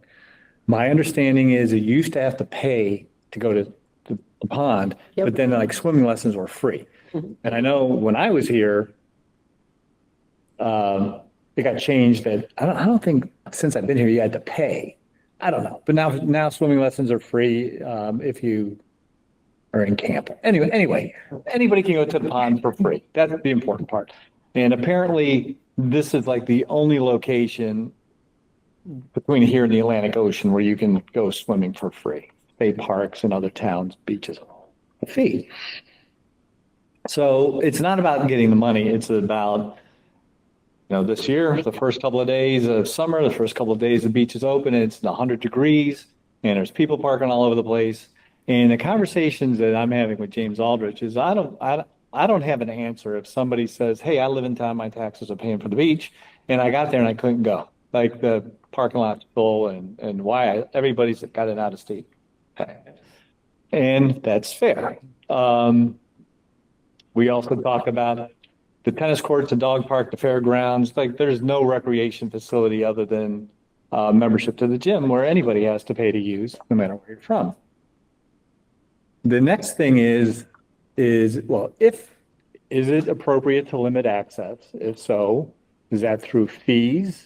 I don't know that you can do it just based on pure residency, like you have to live in town to do it. I think there's some rules that went to court where towns were saying nobody's allowed to come here, so you have to give them a fee option. But the other part is, it's open access. So let's just say, one suggestion from James was we'll put a sticker on the car. Well, then I'm not going to go park down there. I'm going to go park on Cherry Street or Elm Street or Scutney Street. And as anybody who lives that way knows, you've been around, those are all skinny streets. I don't really know off the top of my head what we have for no parking signs over there. But you create other things. And do you want to put a fence around the whole thing so you have to walk through? Now, we had a town lake in Connecticut, and we did have the beach was fenced in and you had to go through, past the person you had to show them your driver's license or a utility bill to say that you lived in town or pay like $5 a day. But you really had to be like in a pool with a fence. You got caught jumping the fence. So we can think about what you want to do. Do we say we leave it as is? And some days it may be overcrowded. I think we will put up some no parking signs on the road that goes down, because that gets parked on a lot, and I do have concerns that emergency vehicles couldn't get down there if they really needed to in an emergency. But do you want to institute a fee? Do you want to institute a fee for out of towners? Do you do that? Can you can you only do a fee for out of towners, or would you have to do a fee for everybody? I have noticed myself, I've gone down, I was gonna go down there the other day and I couldn't. It's okay, but I know other people who have been going down and they actually said the same thing. And some people were saying that they couldn't get down there, they couldn't park. And so, personally, I feel like we do need to do something to make sure that this is something that's part of our town. And I'm not saying that nobody else can use it, but when you look down and you see that most of the cars don't even have Vermont plates, and I don't even know what the right answer is here. Ryan? Yeah, I just think that we're going to open such a can of worms. I don't think there's enough value into limiting access and charging fees and stuff. I just am against it, and I think that it's not going to be worth the headaches. I think that's why we are where we are. Yeah. And we wouldn't be talking about it if it was 71 degrees earlier this week. But I do think it's something to mull around if you're talking to people or you have these shared experiences. It's just that important part of, well, if we do that, what's going to be the result? Will people park differently? Will people try to avoid walking in, paying a fee? And yes, you can charge a fee to out of towners and not in towners, but then you have to, find proof of residency, which is easy enough to do, but you're allowed to do that. It just seems like through the years that we've had have had all those ideas in force. Yes, we have. And Yes. so we must have got rid of them because they either didn't work at the time or whatever, so. But it's not a big parking lot anyway, so even if it really was a crowded, hot day, you could have all Windsor residents there and still not be able to park, I would think. I don't know. It gets a lot of use, and some of it is a victim of success, like though anecdotally, since we fixed up the beach and not for nothing, that pavilion that got Oh built, my I mean, gosh. that's jammed corner to corner. Yeah, it is. Every day. So the swings, the picnic tables, like it really is Nice a little pond. nice, Yeah, nice it place. is. Yeah. And word spreads. I even was told, people who go stay at the mountain, like using the timeshares, like you see Tennessee and Georgia. I said, no one's driving from Tennessee to go to the pond. But if you're up here for that and the word's out over there, people will come over here. Yeah. All right, so you're aware, we may put up some no parking signs, just to. Like around where like Cherry Street and. Yeah, I mean, we'll start with putting them on the access road Okay. and we may have ones on Cherry Street already because it's so skinny, but I don't know.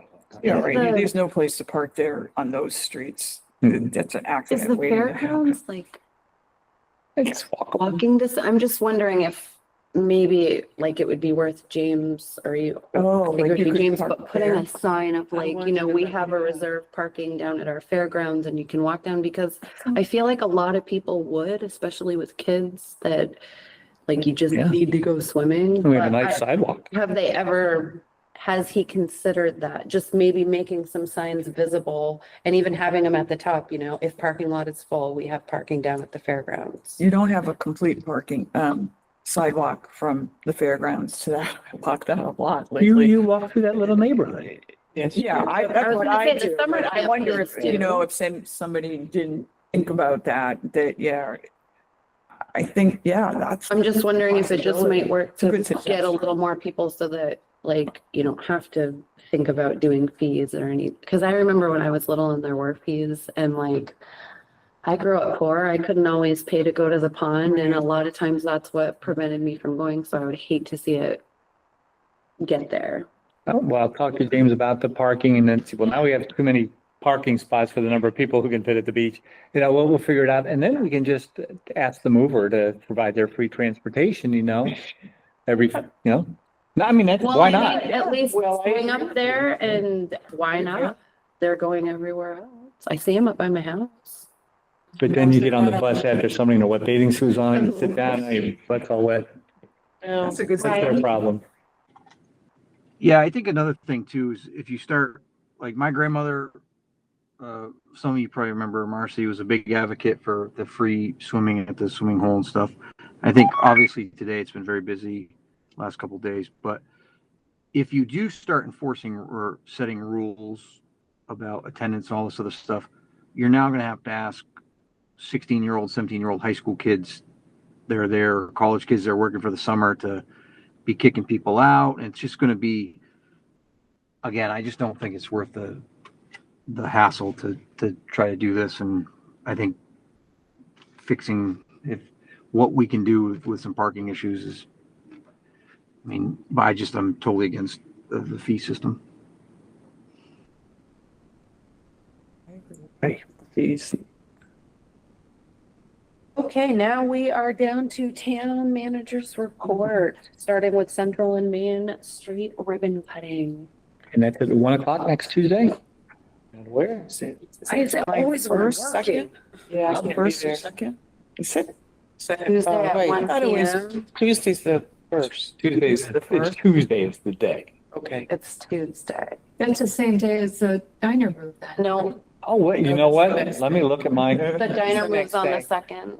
And with, oh, right, so okay, let's see. that's why I knew I had something. The ribbon cutting is on Tuesday, the 1st, okay? The diner is moving the morning of Wednesday, the 2nd. So Main Street So the will diner be moves on Wednesday. Wednesday. I Well, worked people are gonna both cut of them. them They're down. the only 2 days I work and I wanted to be part of both of them. Well, we'll change. I know, there's gonna be tons of people watching I that. know, that's gonna be fun. Well, I think there's gonna be news coverage. The Main Street I will heard close Windsor from on Air 7 to is gonna be 1. videoing the diner move. I am. I don't know. I mean, is it a crane moving it down? It is. That's what it So, is. but is it ready to be lifted? It is. You can see under the building now. Right. Like it's all, Am I out there at 7:30 or I'm trying to figure out, is there like a plan? she sent it to A me today. timeline on that day? Because these things can take, they could take a couple of hours. right? Well, they're closing the street from 7 till about 1 I know. and I assume it's gonna go sort of slow. So I think you can go there and watch them lift it off and then have an interesting day and then come back and watch them put it down with like 10 seconds of, Okay. you're excellent at that stuff. Oh, Yeah. double five. And I'll do a little piece on the trailer and I'll be able to. So are you suggesting that we should go to the ribbon cutting? I am- July 1st at 1 o'clock, Yeah, right? For the Yep. ribbon cutting? Yeah, I'm suggesting if you want to be there, you should. You're municipal leaders. And I sent you an email. If we get there at noon, we can film inside. Oh, I didn't know that. I thought Okay. you said people had moved in. And then I didn't see anything after that. Oh, they got back to me today saying if we got there around noontime, you could film inside. Okay, I'm gonna see if I can finagle. I'll be there. Out of work. I can't be. I'll be there. I I've would already be seen like- one apartment, so. I haven't seen the front of the building though. Inside. And my understanding is that that green stuff below all the windows was a snuck in kind of thing by the builder. And that is, we talked about it at WIC, that people are very unhappy that was. I couldn't quite I hear. remember under the window. The yellowish green. I wouldn't call it green. That's But- like that's his, Yeah. But has anyone else noticed they're not even all the same color? Yeah. Because I Yeah. did. I Yeah. thought I was colorblind for a minute, but I was Yeah, like, they're not they- even the they same vary. color. So that was, WIC is unhappy about that. I because think that was everybody's not part of the unhappy about conversation. that. I wasn't gonna say anything, but I said, that is the most god awful color, Yeah. well, next to Tom's Why did shirt, they but do that? Yeah, I was But gonna say, almost. I think it's pretty close. It's pretty retro. Uh-huh. No, it's more of a pea Yeah. green.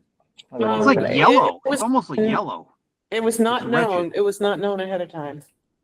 Well, retro 70s kind of color. It was I just $13 million. picture- You think they could get away from something like that? Looks like they found it at Scafani's over in Claremont or Yeah. something.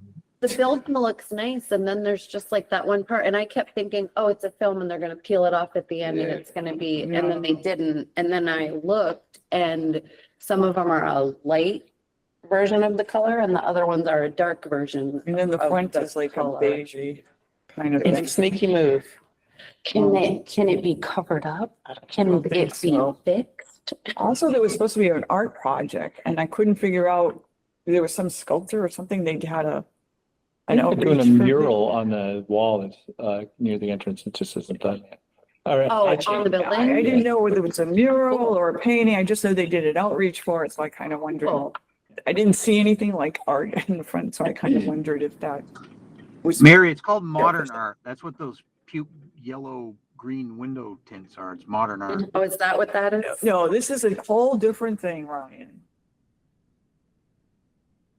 That, yeah, inside of the building looks nice from what I've seen. Yeah. It does. All right. On other news, the fencing company is now putting fencing down at the rail yards recreation. So there'll be a fence that goes along the train tracks and the dog park fence. The contractor, every week I hear, well, he should be out by the end of this week. And I know all that rain we had schedules up on a number of his projects, but that part is wrapping up. The skate park contractor is saying mid-July, he'll be here to start working on the skate park. The trees will get planted, so, it's all contingent on the grass being able to sustain activity and, hopefully that'll happen sometime in mid-August, late August, and it'll be accessible to the public. But it's all so far coming along on budget and it's coming along, it's a little slow. We were hoping that the grass would be growing by now, and that's not happening. At the south side on River Street, we're doing the final touches on the paving of the park and ride. It's a $30,000 grant. It'll be about a $40,000 project. There's 2 high-speed chargers going in down there. Getting quotes to pave Depot Avenue, and the parking lot that's part of the park. So that all gets taken care of. Waiting on the final approval of where the flashing crosswalks go. We got, traffic safety people have to say, okay, you're allowed to dig the hole there. So that's still moving along. I'm not too hopeful that the exchange building will get used this year. Just, maybe at the end of the summer, but right now we're still saying gotta wait to see what's going on out there. Swimming area, that was just on there to talk about that. Aside from the pavilion, right behind it, there used to be a drainage swale that would catch runoff and put it in a pond, and there was a little wooden bridge over there.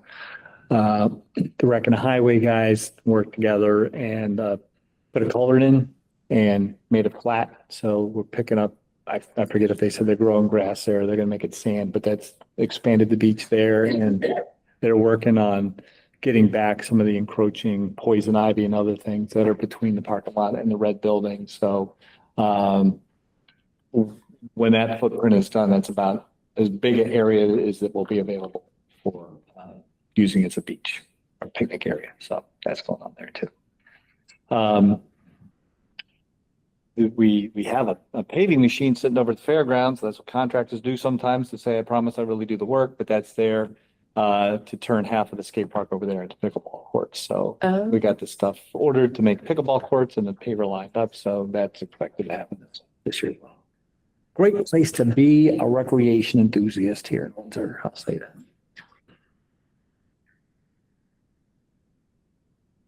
Anything else? Finance update, in addition to what I went over before, part of Natalia's work on finding that transfer where money had to go back and forth is, my goodness, she's been going year by year, and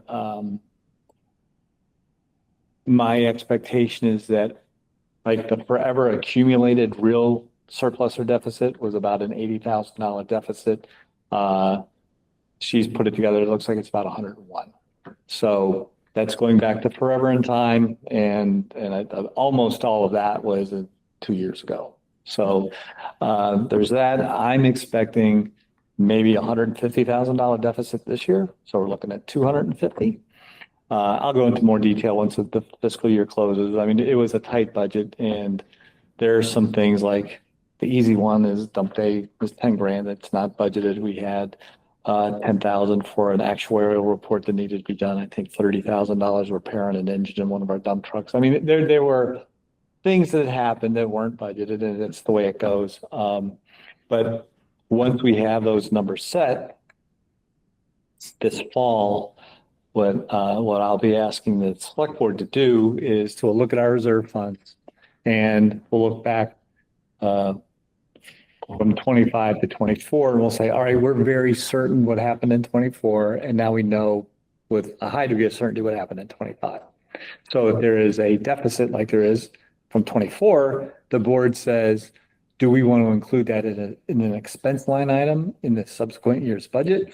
We're going to have to add a couple of cents to make that up. Or do we want to take that out of the reserve fund and move it to the general fund to make us whole? And always have like a 2-year lag. And like this year with the shortage from last year, we're just going to, like we do every year, but be very focused on nothing extra happens. We don't want to add to that deficit. We'd like to chop away, and maybe we chop away 50,000. Maybe we run a $50,000 surplus this year, and really going back to 2000, that was 21 years, and turned out to be 100,000. And when you look at two FEMA things, like a pandemic. I mean, the point is the budget does go up and down like that, and you're within a fraction of a percent off on that $100,000. So, but we've never really had this policy to say, if it's a surplus, do you want to put that in reserves? Do you want to add to capital? Do you want to buy down the tax rate? If it's a deficit, do you want to raise taxes for that, or do you want to pull from the reserve funds? So we'll see that process. All right. Does anyone have any questions? Then I believe it is time to sign the orders. We just need a motion. The sign orders. Any discussion? Mary, how do you vote? Aye. Aye. Aye. Ryan? Aye. You there, Ryan? I know. It's Well, we had 3 ayes, so So it's fast. bring them on down. all right. So all the little yellow things are the tax anticipation note. Mascoma has a very difficult time adjusting the officers. Oh, But anyway, I have little arrows that you two are back. So that goes on here, and then it's just the cover sheet on the. Tom, random question. Ready. We were talking about progress swimming rail yards. Is there anything in the works yet to fix the bandstand at the Common? I know that we had allocated money for it, but it didn't happen last year. And I think I remember we said possibly this year.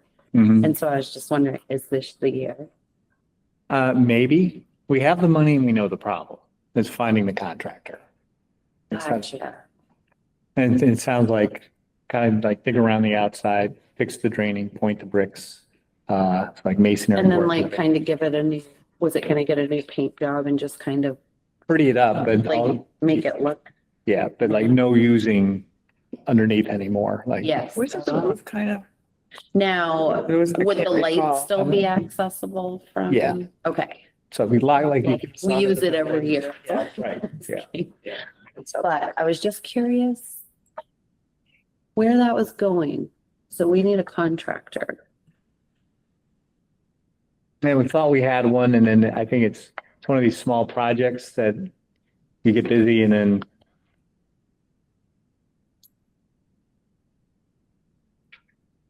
So where you put the arrows, am I supposed to sign there?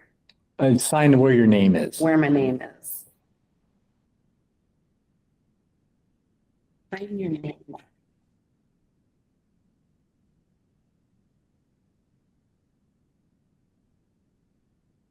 I guess unrelated to anything, I had my town manager meeting today, and just so that you're aware of what's going on out in the world, Claremont is looking for a town manager.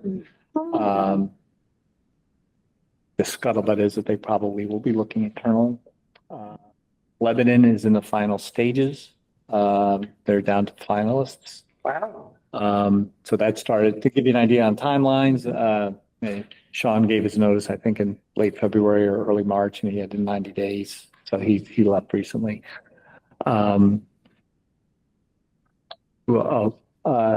Springfield, their town manager is planning on retiring sometime around the end of the year. And they've sent out an RFP for search firms. So they're going through that proposal. They put together a subcommittee made up of select board members, I think 2 members. And then they'll make a recommendation to the board of the search firms, and then the search firms will do the search, and it'll be the same thing. The board's making those decisions. Jeff has been there a while. They had a very short-lived town manager prior to Jeff that they used the search firm for. So anyway, I've asked all of them, to give me updates on how did they do it? What are the results looking like? I mean, you would hope that you don't know that there's a failure in time, for this to start, so that, everything goes well for everybody. But, so keeping my ear to the ground.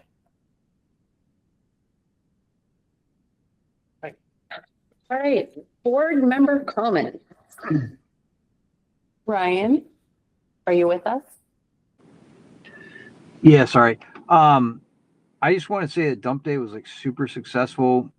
I always get a big kick out of it. The town crew was there, I don't know, 7 a.m. on till about 12:30, 1 o'clock before it was all wrapped up. And they worked their butts off. It was a lot of hard work, and it was good to see. It's probably the smoothest it's ever went. Nice. Jeffrey? I can't think of anything, actually. Mary McNaughton, Heather Prebish, and myself are gearing up for Windsor's 4th annual Overdose Awareness Day. It will be taking place on Sunday, August 31st from 6 to 8 p.m. at the Windsor Common. No rain this year. Mary? I really don't have anything tonight. All right. Well, I'm going to adjourn this meeting at 8:32 p.m. I don't know why, but whenever I say I want to adjourn, I want to take this and be like,